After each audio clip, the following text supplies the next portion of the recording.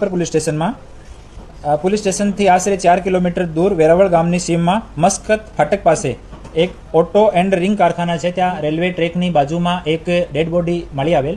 જે ડેડ બોડીને ઇનિશિયલી જોતા એવું લાગતું હતું કે આ કોઈ ફિમેલની ડેડ બોડી છે. પછી એનું પોસ્ટમોર્ટમ કરવામાં આવ્યો તો આ મેલ હતો, પુરુષની ડેડ બોડી હતી અને એને શિરમાં ઈજા હતી. તો પોલીસ સ્ટેશનમાં ઇનિશિયલી એડી દાખલ કરવામાં આવી હતી. પછી આ એડીને મર્ડરમાં કન્વર્ટ કરવામાં આવેલ અને પછી આજુબાજુના સીસીટીવી વગેરે જોયા તો આરોપી જે છે એને પકડવામાં આવેલ. આરોપીનું નામ પિયુષ છે અને પિયુષ ગાજીપુર યુપીનો રહેવાસી છે.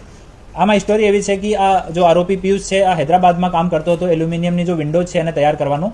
અને આ દરમિયાન એની ફેસબુકથી મુલાકાત એક ચંદન કુમાર નામની ફેસબુક આઈડીથી એની પાસે રિક્વેસ્ટ આવી. એમાં બીજી ફેસબુક આઈડી હતી, એમાં નિશા કુમાર નામ લખેલો હતો અને એક પૂનમ નામની ઇન્સ્ટાગ્રામ આઈડી. આ ત્રણો પર સેમ ફોટો જ હતા અને એની પાસે રિક્વેસ્ટ આવી, મેસેજ આવ્યા.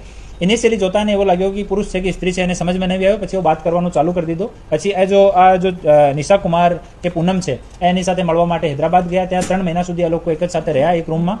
પછી લગ્ન કરવાનું વિચારે તો રૂમમાં જ સિંદૂર આના માથામાં લગાડીને બંને લોકો લગ્ન કરી લીધો. અને આ જો ફિમેલ જો કહેવાય કે જો લેડી તરીકે પોતાને પરિચય આપતી હતી, આ કીધું કે અમારી વૈષ્ણો દેવીની માન્યતા છે તો ત્યાં સુધી આપણે લગ્ન નહીં કરીએ. તો 3 મહિના સુધી વેટ કરાયો. પછી સિંદૂર આપીને લગ્ન બંનેનો થઈ ગયો. લગ્ન થયા પછી આ જો આરોપી છે એને ખબર પડી કે આ તો મહિલા નથી, આ પુરુષ છે. અને પછી આ લોકો વચ્ચે ઝઘડો થયો અને ત્યાં હૈદરાબાદ છોડીને પોતાને ગામ જતો રહ્યો. પછી આ જો મરણ જનાર છે એને ગામ પાછળ અને ગામ ગયો અને ઘરે ગયો અને ઘરે જઈને ઘરે પણ વિવાદ ઊભો કર્યો. એનાથી કંટાળીને આ જો આરોપી છે ત્યાંથી ભિવાડી રાજસ્થાન આવી ગયો, ત્યાં કામ કરવાનું શરૂ કરી દીધું. પર આ માણસ પાછળ અને ભિવાડી પણ આવી ગયો. તો ભિવાડીથી છોડીને ફરીથી સાપર આવી ગયો, તો પાછળ સાપર આવી ગયો. તો અહીંયા આવ્યો તો આ બંને વચ્ચે ઝઘડો થયો. ઓર મરણ જનાર છે જો હાથ ઉપર આરોપી પિયુષ છે એનું નામ ટેટુ પણ કરાયેલો છે. તો એના દ્વારા પણ એની ઓળખ પ્રતિસ્થાપિત થઈ અને પછી અહીંયા બંને વચ્ચે ઝઘડો થયો અને પથ્થરથી શિરમાં 2 વખત ઈજા કરીને એની મોત નિપજાવી. હાલ આરોપીને અટક કરવામાં આવ્યો છે. આરોપી પોતાનો ગુના કબૂલ કર્યો છે.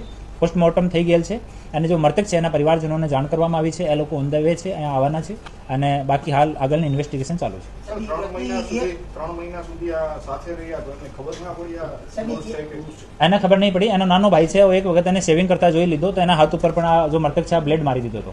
તો પછી ભી ગયો. જો નાનો ભાઈ હતો એ પણ કાંઈ બોલ્યો નથી.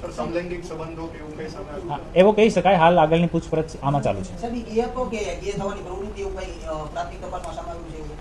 જો આરોપી છે એના જણાવ્યા મુજબ જો મૃતક છે આ ગે પ્રવૃત્તિનો પુરુષ હતો. લેડીઝના આના સોશિયલ મીડિયા હેન્ડલ ઉપર જેટલા ફોટો છે બધા લેડીઝના કપડામાં છે. લેડીઝની જેમ જ શૃંગાર કરે છે, લેડીઝની જેમ લાંબા વાળ રાખે છે અને 2-3 જીન્સ એક સાથ પહેરે છે તાકી એનો જો ફિઝિક્સ છે લેડીઝની જેમ દેખાય. અને ના એમાં પૈસાની માંગણીનો નથી. બહુ મતલબ જો આરોપી છે એના પ્રતિ બહુ આસક્ત હતો અને આરોપીને છોડવા નહીં માંગતો હતો મૃતક. તો એનો કન્ટિન્યુ 1 વર્ષ સુધી ફોલો કર્યો. તો એનાથી કંટાળીને બંને વચ્ચે ઝઘડો થયો અને ઝઘડામાં શિરમાં મારીને એની હત્યા કરી.